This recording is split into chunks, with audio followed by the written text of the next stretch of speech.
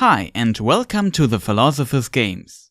We got a glimpse at some more Shadow of War gameplay recently. The location shown was Minas Ithil. Related to this, in the comments of my last video, someone suggested to make a video about Aragorn and his connection to Númenor. I think this is a good opportunity to combine this, because they are related and I will try to explain it. But first, a spoiler warning. The name Minas Ithil in Shadow of War suggests that an important event in the lore of Lord of the Rings didn't happen in their universe yet, so this video could be a potential spoiler for Shadow of War. On the other hand, if you have read the books or have seen the movies, you probably know about it to some extent anyway. In addition, I go through a lot of Lord of the Rings lore and story here, so obviously spoiler warning. In Lord of the Rings, Aragorn II is sometimes called Isildur's heir, but he's even more than that. He's also Anarion's heir. But what has all this to do with Númenor and to some degree with Minas Ithil? To understand this, we have to go back in time and look at Aragorn's bloodline and maybe Sauron's biggest victory. I will start very early in the Lord of the Rings history. This is, so to say, the long answer to that question. If you have seen the extended edition of The Fellowship of the Ring or read the books, Aragorn sang a song when he was on his way to Rivendell with the hobbits. It's about the legendary elvish maiden named Luthien Tinuviel and the legendary human hero Beren Erchamion. Their lives and descendants will have a deep impact on Arda, the world of Lord of the Rings, and they are in fact ancestors of Aragorn and Arwen. What is important here is that Barahir, the father of Beren, got an elvish ring as a gift by the elvish king Finrod, Galadriel's brother, for saving his life. It will be known as the Ring of Barahir. Barahir himself later got betrayed by one of his own men. The man was named Gorlim, and I think you can find his skull in Shadow of Mordor. But let's have a look at the bloodline. Luthien and Beren had a son called Dior. He was special because he was the first half-elf, but he was even more. He was half-man, half-elf, but also had a part Ainu in him, because Luthien's mother Melian was a Maya, a divine being of lesser rank, comparable to an angel, and all Valar and Maiar were Ainur. Dior had several children. One was Elwing.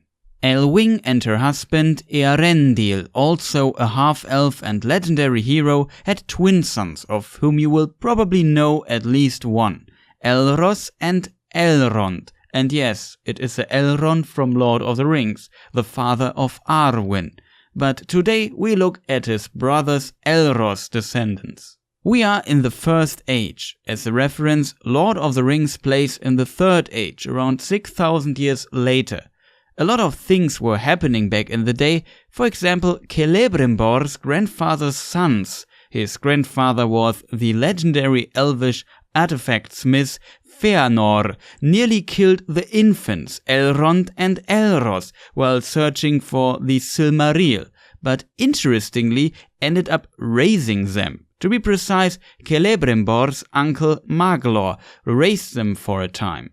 All this was overshadowed when the big war against Morgoth, the master of Sauron, started. It was called the War of Wrath. The world changed through all of these events, even geographically, and everyone, especially elves and men, went through dark times. You could make several videos telling all these stories. The War of Wrath was a giant war. Just imagine, Morgoth had a little army of Balrogs under his command. In addition, he had giant dragons, plus Sauron, plus uncountable orcs and other terrible creatures, and he destroyed entire lands with his power. It was probably the biggest, most horrible war in the history of the Tolkien universe, and all races united to fight Morgoth. And after the bidding of Eärendil, Elrond and Elros' father, even the Valar, divine beings of highest rank comparable to a god pantheon, joined the battle. At the end, they beat and banished Morgoth into the void, and for the great deeds and suffering of men, or the Edain, that are so to say certain tribes of men to be precise, were gifted a quiet and peaceful place for them to live on, an island. To get there, they had to sail with ships. The half-elves Elrond and Elros had to decide if they want to be men or elf. Elrond decided to be an elf, and Elros accepted the gift of men and became a mortal human, but had an exceptional long lifespan. As Eärendil's son, Elros became a High Lord of the Edain and led them to the island. They called the island Elenna, Starward, because they had to follow the star of Eärendil to get there. It is one of the Silmaril, another long story. The island was located in the middle of the ocean between the continents Middle-earth and Aman. On this island, better known as Númenor, they founded the kingdom of the Dúnedain, which means West Men, and Elros became the first king. He gave himself the Quenya name Tar Miniatur and started what should become the greatest kingdom and realm of men in the history of Arda. In addition, the Dúnedain and especially Elros were gifted very long lifespans. He also brought several things as heirlooms to the island. One of them was the mentioned Ring of Barahir that he most likely got from his mother Elwing. Númenor became an incredible powerful kingdom, and men had a so to say good relationship to the transcendent god who created everything in the Lord of the Rings universe, Eru Ilúvatar, and his so to say angels of high rank, the Valar. Men developed, you could say, a religion and worshipped Eru. But over thousands of years, things started to change a bit and they neglected their relationship to Eru and deep in their hearts started to desire immortality because they feared death and looked a bit jealous at their friends, the immortal elves. At Second Age 1695, Sauron started to conquer Middle-earth. Here we are at the story of Celebrimbor. Sauron not only conquered Eregion, but pretty much everything, and the elven king Gil-galad sent troops to support Eregion. One of his commanders was Elros' brother, Elrond. Even the dwarfs sent troops, but Sauron's forces were so numerous and powerful that he drove them back deep into Moria while fighting the elves. But Gil-galad was a smart man and called Númenor very early for help. And so, years later, the troops of Númenor arrived and saved the day. Sauron nearly escaped, swearing revenge against Númenor. In the decades and centuries after this, Númenorians started to rebel more and more against the Valar and their band of men from the continent of the Valar, called Aman. But not all. There were still those who opposed this tendency and tried to maintain their relationship to Eru, the Valar, and the Elves, naming themselves the Faithful. During this age, Sauron regained strength in Middle-earth. For example, he gave the 9 rings to men and 7 to the dwarves. The men became the Nazgûl and the dwarves became greedier. He again started wars and, at a point of big confidence, even provoked the proud Númenorians by calling himself King of Men. Númenor reacted to this and must have sent one of the most powerful armies seen in the history of Middle-earth to him. Just by seeing them, Sauron knew he could never defeat them. So he did not fight and let the Númenorians take him prisoner. But of course with an evil plan in mind. He is quite smart. And so Sauron begged for mercy and was taken to Númenor as a prisoner. During his time there, the manipulative, cunning and still powerful Sauron made his way slowly from prisoner to advisor of the king in just 3 years. You probably know by now where this will end.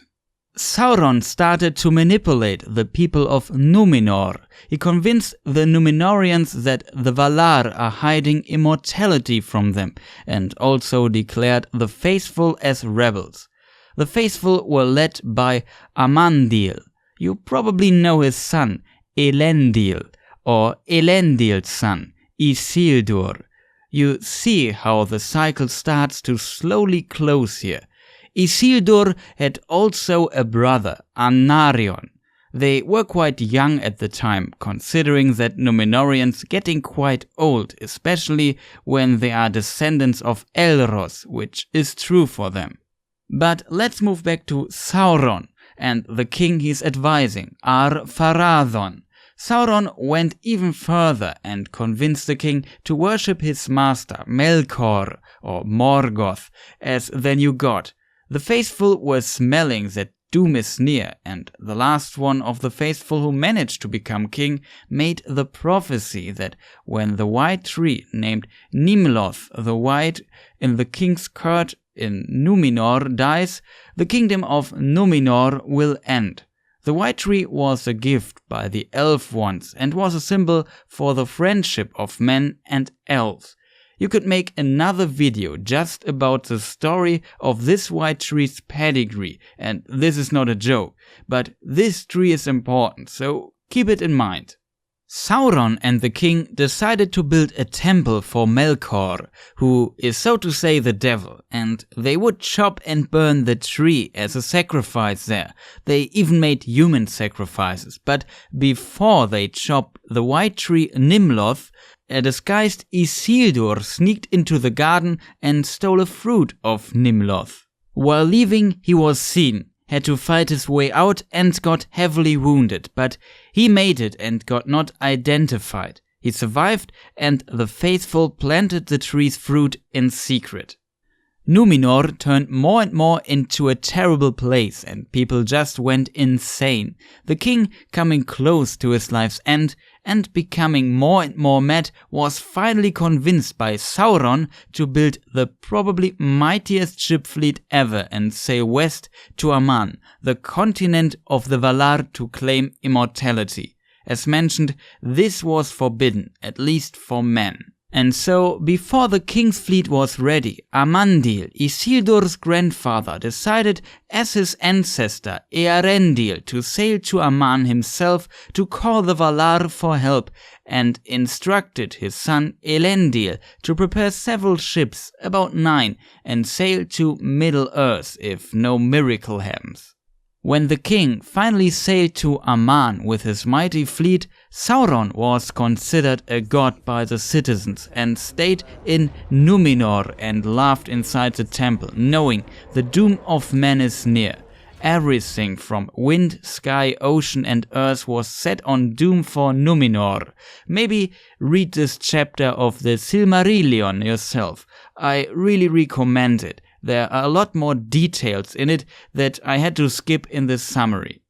And so when Ar-Pharazôn set foot on Aman, men were called Eru Ilúvatar for help, and Eru destroyed not only Númenor and sunk it into the ocean and buried Ar-Pharazôn and his men and fleet under hills into the caves of the Forgotten, where they are imprisoned until the world ends in a final battle against Morgoth. He also reshaped the world and removed the continent Aman from the world into the realm of hidden things, so it could not be reached by men anymore. Only the elves could reach it with their ships on a strange and hard to imagine path. The world also became a sphere, so you could say this event changed the world completely. Also, Sauron's body was destroyed together with the island, and his spirit returned to Mordor, and he was not able to ever take a fair form again, and people could only see him as what he was, which was hard for most humans and even elves to endure. And so Númenor was no more, and all that survived were those 9 ships of Elendil, Isildur and Anarion with artifacts and their faithful people on it. 7 Palantiri and the white tree were on it too. And with this we finally come to Minas Ithil. The men who lived in Middle-earth were different from the Númenorians, quite wild and not as advanced, with Elendil, Isildur and Anarion coming to Middle-earth with at least some knowledge of their great kingdom and friendship to the elves and Gil-galad. They were able to found kingdoms themselves. Elendil founded the kingdom of Arnor, and Anarion and Isildur founded the kingdom of Gondor and builded many cities. Isildur's house builded the city of Minas Ithil, where he also planted the white tree he saved once. Anarion builded Minas Arnor, which you might better know as Minas Tirith. We come to that later. The capital of Gondor back in the day was Osgiliath, and the brothers reigned over Gondor together. But Sauron would again become stronger over time and conquered Minas Ithil and again destroyed the white tree. But again, Isildur took a seedling of the tree with him. Osgiliath was also under siege, and Elendil, whose kingdom Arnor was in the north, had counsel with King Gil-galad, and both knew only with united forces Sauron could be defeated. So they forged the last alliance of Elves and Men, but were also supported by the dwarfs. This huge alliance successfully fought Sauron until they were laying siege on Barad-dûr, Sauron's dark tower in Mordor, for 7 years. This war cost many lives. For example, Anarion died there.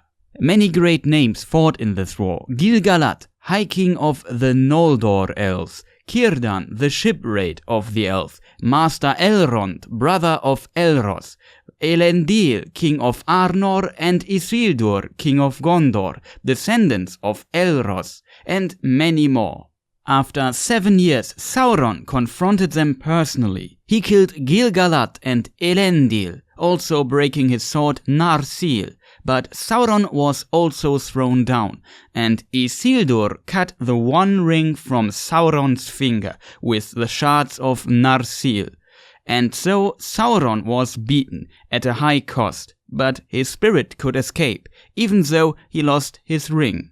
Isildur kept the one ring as an heirloom against the advice of Elrond, who interestingly could have claimed the right to become the next king of the elves, but didn't, and Círdan. Isildur also planted the white tree in Minas Arnor in memory of his brother. With this, the Second Age ended and the Third Age began. So what is with Sauron? Well, he was still alive and hid far in the east and later in Dol Guldur, regaining strength over centuries. Also his servants, the Nazgûl, would later become very active again in around 1300 years. Around 2 years after Isildur's victory, he was attacked by orcs on his way to visit Rivendell. His 3 sons died, and Isildur was betrayed by the One Ring when he tried to escape. While he swam through the river Anduin using the One Ring, it slipped from his finger, and so he was shot by orc arrows. He also lost the Star of Elendil in the river, which was much later found by Saruman's men. He was succeeded by his remaining and youngest son, Valandil, and so his and Anarion's descendants reigned until Eärnur would become the king of Gondor. Now we come very slowly to Aragorn II, that is, the Aragorn from Lord of the Rings. Did you ever ask yourself why Gondor is ruled by that crazy steward Denethor II in Lord of the Rings? Where's the king? Well, it all ended with Eärnur, the last king of Gondor, and I don't want to dive too deep in all those family trees, but there were multiple splits in it that makes all this a bit complicated. Basically, a lot of royals and kings died in the War of the Last Alliance. Elendil was the king of Arnor, the Dúnedain Kingdom in the north, as mentioned. Anarion was together with Isildur, king of the southern Dúnedain Kingdom Gondor. After the war, Isildur ruled over Arnor and gave the rule over Gondor to Anarion's son Meneldir. After Isildur's death, his bloodline ruled over Arnor until his descendants Eärendil's death, who was king of Arnor, 3rd Age 861. Out of dissensions and maybe jealousy, his 3 sons split the kingdom of Arnor into 3 separate kingdoms, namely Arthedain, Cardolan and Rhudaur. Of those I mentioned Cardolan in the other video. Long story short, Cardolan and Rhudaur failed and got destroyed. This involves, for example, the leader of the Nazgul, the Witch King of Angmar. This now is really an important and complex part. Angmar, far in the north, was the realm of the Witch King, and he caused a lot of trouble from there. Rhudaur was in the north too and close to it, but also populated by hillmen and not many of the Dúnedain. The bloodline of Isildur failed here, so a not Dúnedain should become king of Rhudaur. The other kingdom, Arthedain, which continued this bloodline, now claimed their right to rule over them, but Rhudaur opposed this and the hillmen allied with Angmar. And so a big war started. The king of Arthedain died in it, and so his son, together with Cardolan and the elven realm Lindon with Círdan, fought against them and managed to push them back to the Weather Hills. You probably know this place from Lord of the Rings. It is where Frodo was wounded by the Ringwraith. But over time Angmar grew stronger and invaded and destroyed Cardolan, and people fled from there. The few remaining in Cardolan got hit by the Great Plague that was a disastrous pestilence in Arnor and Gondor 200 years later, and the Witch King infested the Barrow Downs, graves of the kings of Cardolan, with barrow wights, and with this Cardolan was an empty land. Arthedain survived the longest and continued the bloodline of Isildur, but later they were also invaded by Angmar and called Gondor for help. Now we come to the mentioned Eärnur. His father Eärendil II was king at this time, and so he sent his son with a great army to help Arthedain, but he was too late. Still, together with Lindon, they managed to beat Angmar and destroyed its forces completely, but after the war there was not much left of Arnor. They almost got the Witch King too, but his scream frightened Eärnur's horse and it ran away with him on its back. This helped the Witch King to escape while he was laughing and taunting Eärnur. Under the elves of Lindon there was beside Círdan also Glorfindel, one of the most powerful elves who have ever lived in Middle-earth. He died once in an epic battle where he killed a Balrog, got reincarnated, which isn't unusual for elves, but because of his great deeds he got great power and was sent back to Middle-earth by the Valar on a mission to aid Gil-galad and Elrond. Only few were granted that opportunity in the history of Arda. But back to the war against Angmar. Eärnur wanted to pursue the Witch King, but Glorfindel warned him and made a little prophecy. Do not pursue him, he will not return to this land. Far off yet is his doom, and not by the hand of men will he fall. Well, we all know how this will be resolved. Eärnur hated the Witch King from this time on.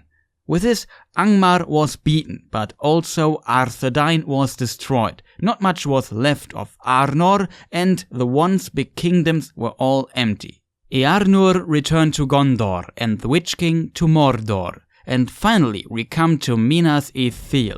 The Witch King wasn't done when he returned, and Mordor attacked Minas Ithil around 3rd Age 2000. Gondor tried, but was too weak and could not lift the siege, and so they lost Minas Ithil to Mordor. After that, it was renamed to Minas Morgul, the Tower of Dark Sorcery. Before those events, the mentioned Great Plague had a big role in this context, especially when it comes to Osgiliath, which was conquered back and forth between Mordor and Gondor. Osgiliath lost its status as capital, and Minas Anor was renamed to Minas Tirith after the loss of Minas Ithil and declared the new capital of Gondor. In this time, Eärendil II died and was succeeded by his son Eärnur, the last king of Gondor. The smart witch king, now residing in Minas Morgul, challenged Eärnur to fight him in a 1v1 duel, reminding him at what once happened in the north. But Mardil Voronve, the steward of King Eärnur, warned him not to go, and he listened to him. But after 7 years, the Witch King would renew his challenge, and now Eärnur could not resist. He laid down his crown at his father's grave and rode together with some of his men to Minas Morgul to accept the challenge. It was never heard of them again. And with Eärnur having no heir to his throne, Gondor had no king, and so the rule over Gondor was passed to the steward. At first, because they ruled until the king returned, and it was not known if Eärnur was killed or not, but he did not return. Nobody crystallized as a true successor. There were doubts towards all possible candidates, and people were afraid risking another kin strife. We heard about it in the last video. And so no successor was found, and it began the reign of the ruling stewards over Gondor, until Aragorn II Elessar. And this is a story of Minas Ithil. Speaking of Aragorn, if Eärnur had no heir, how can Aragorn later become the rightful king of Gondor and is Isildur's heir? Well, the line of kings of Gondor ended here, but not the line of kings of Arnor. After Arnor's destruction, the Dúnedain and those from Elendil's and Isildur's bloodline with no place to go became nomads, the Dúnedain Rangers, and Isildur's bloodline became the chieftains of the Dúnedain. There is another interesting fact here. The last king of Arnor, or Arthedain, was Arvendui. His name means last king and was given to him due to a prophecy. Círdan sent a ship into the cold north to rescue the last king, who had to hide there. The ship found him but sunk on its way back, and with this Arvendui died. He gave the Ring of Barahir to the Iceman living there as a token of his gratitude for helping him surviving the cold, and so it was not lost. 2 of the Palantiri, though, were on board of the ship and lost. Arvendui's son Aranars refused to become king, since there was no kingdom left, and he became the first chieftain of the Dúnedain Rangers, and his son was raised in Rivendell. This was the case for all his descendants, same with Aragorn II. Also, the Ring of Barahir was later recovered and brought to Rivendell. And this is still the line of Isildur. But there is another interesting fact about Aranars. His mother was Firiel, and she was from the bloodline of the kings of Gondor, but not from the reigning line. In fact, she could have claimed the throne of Gondor, but she decided to stay with her husband. So, in Aragorn's line, the splitted lines of Gondor and Arnor were united again. In addition, he is a direct descendant of Isildur and of course Elendil. And with this, we made it through like 6,000 years of history, just to explain why Aragorn is the king of Arnor and Gondor. And now we also understand why with Arwen, the daughter of Elrond, who is Elros' brother, and through her mother, Celebrimbor, the daughter of Galadriel, the bloodline of Beren and Luthien, and even the High Elves are finally reunited, and that Aragorn's and Arwen's children are very special because the line of men, elves, and even Ainur flows through their veins, carrying the Ring of Barahir, made in the First Age by Galadriel's family. The snakes on the Ring of Barahir are in fact the symbol of the house of Finarfin, Galadriel's father. Also, after the Great Plague, the white tree Isildur planted in Minas Anor in memory of his brother withered. It was replanted at some point and withered again, and stayed in the state for centuries. But when Aragorn was crowned, he found a new seedling on Mount Mindolluin, the mountain Minas Tirith is built in, and so he planted it anew for a new age to come, the Fourth Age. I hope this very long lore entry wasn't too boring, and you now understand the importance of Aragorn and Arwen, how they are connected to Númenor, and how he is the one who reunites Arnor and Gondor, and why the last book is called Return of the King. And this wraps up my video. The research for this was massive and I probably made some mistakes. Compressing and fast forwarding to so much story will always cause some mistakes. With all this, you see what I meant with, if you ask in Lord of the Rings, why is that? There is almost always an answer to it. I hope you liked this big insight into the Lord of the Rings lore. If you haven't read the books, maybe check them out. Thank you for the interest and all the nice comments I got for the last video, where we looked at the differences between Shadow of Mordor, the newly announced Shadow of War, and the classical Tolkien Lord of the Rings books. Also, thank you for over 100 and almost 180 subscribers. That's crazy. Much appreciated, really. Thank you. And all that is left to say, if you like this video, consider doing the YouTube things, maybe follow me on Twitter for updates. Thank you for watching and goodbye.